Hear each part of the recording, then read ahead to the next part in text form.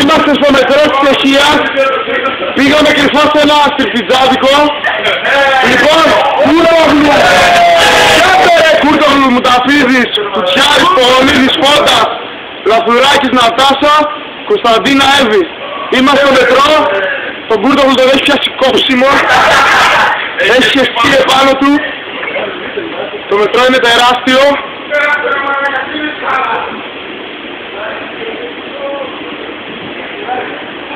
Και τώρα προσπαθούμε να γυρίσουμε στο ξενοδοχείο. Φτάσαμε. Πρέπει να βρούμε το σωστό μετρό. Και όλοι πιστεύουμε πως η τύχη είναι με το μέρος μας.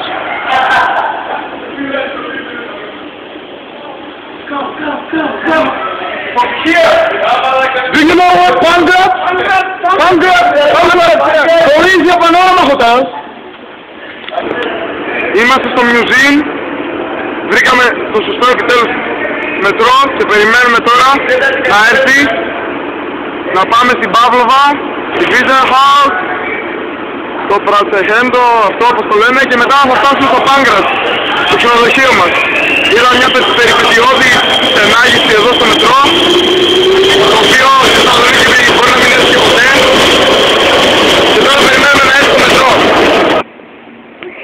Ακούμε το μετρό, έρχεται. Αρχίδια έρχεται. Το μετρό, Όπου μετρό. Πώς κάνει το μετρό?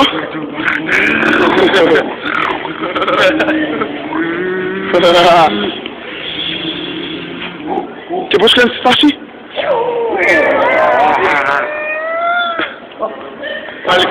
Έρχεται το μετρό, τώρα αυτή τη φορά είναι αλήθεια. Το βλέπουμε, να τα φώτα.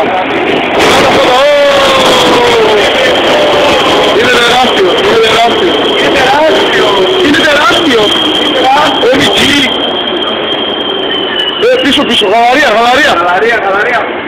γαλαρία. Τι πάνω γίνεται ρε μαλάκα, Μάτσε. Στις δουλειές τους μαλάκα. Μπήκαμε μέσα, γίνεται της τρελής. Ο Λουφιάρης δεν έχει φυτίσει εισιτήριο. Το εισιτήριο σας παρακαλώ.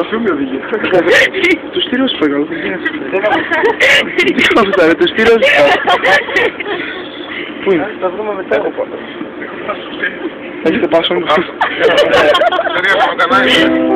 Εισιτήριο σας παρακαλώ. Ναι, από το καλά είμαι. Θα βρω το χαρτιά μας. Δεν έχω χαρτιά σου λέω. Όχι.